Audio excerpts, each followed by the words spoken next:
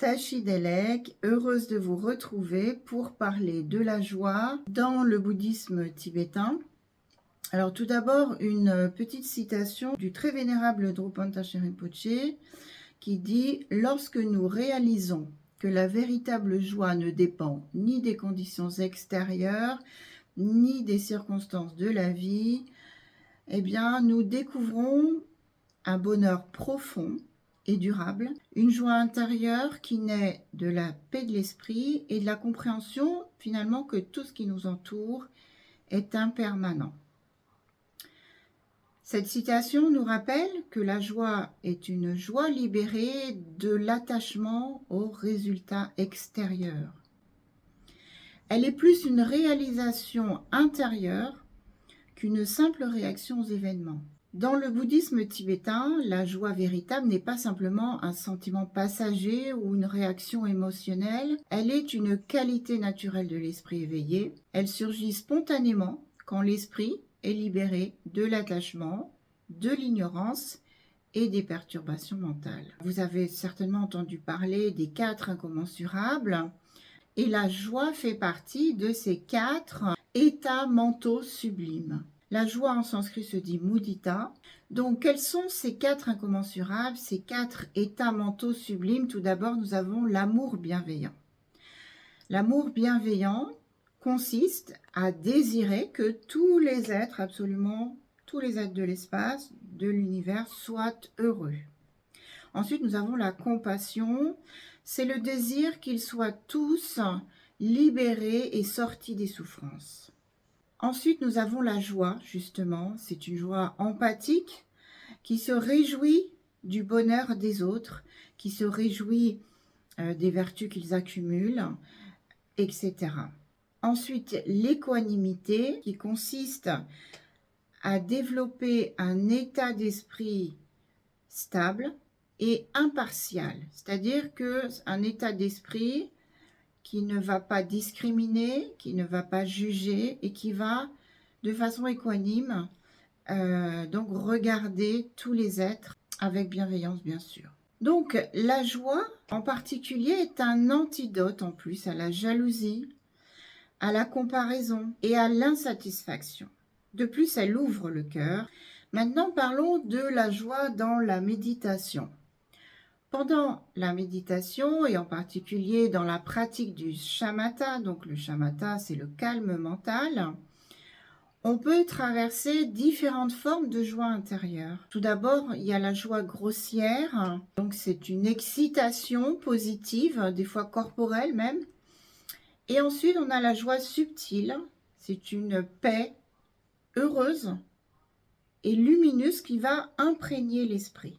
À des niveaux profonds, cette joie devient indépendante des circonstances extérieures. Elle est liée en fait à la stabilité mentale et à la clarté.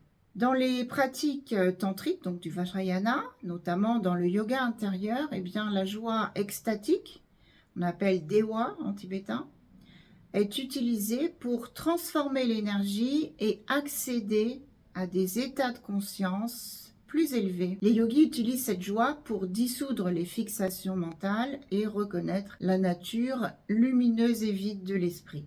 Maintenant, voyons la joie avec la bodhicitta. Alors la bodhicitta, c'est l'esprit d'éveil en sanskrit. C'est le souhait d'atteindre l'éveil pour le bien de tous les êtres. Donc cet esprit d'éveil est nourri par la joie. S'il n'y a pas de joie, il n'y a pas de moteur, il n'y a pas de possibilité d'avancement.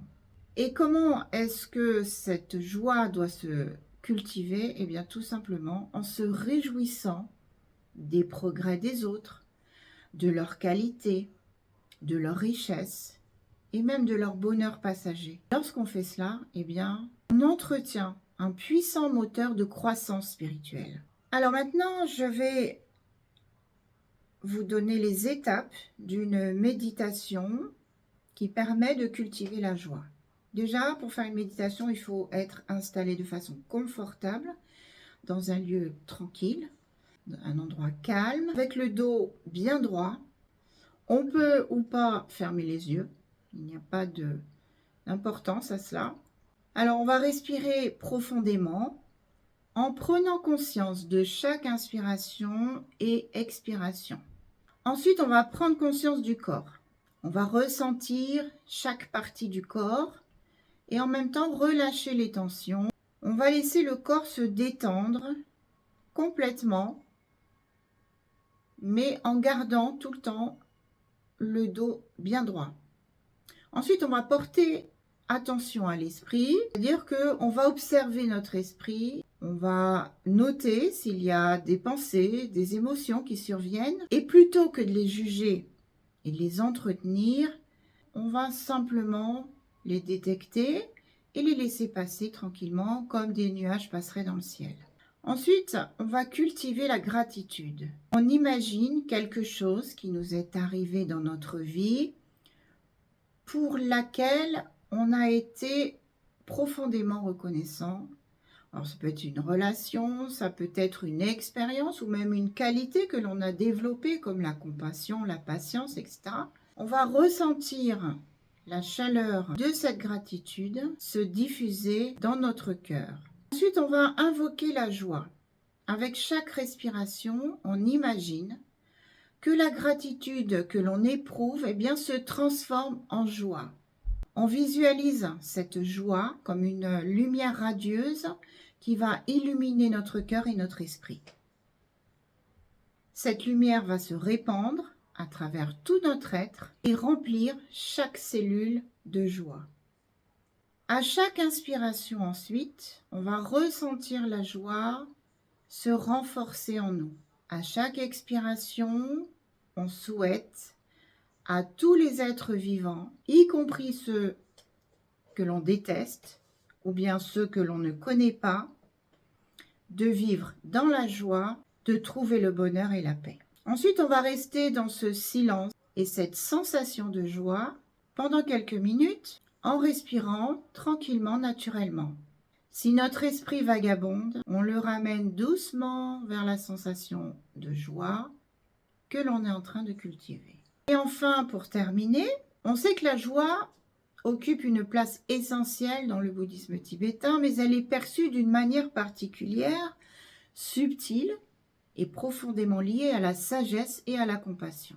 Donc pour finir, on va prendre un moment pour remercier notre esprit et notre cœur d'avoir ouvert l'espace de cette joie. On va garder cette sensation en nous et l'emporter dans le monde extérieur.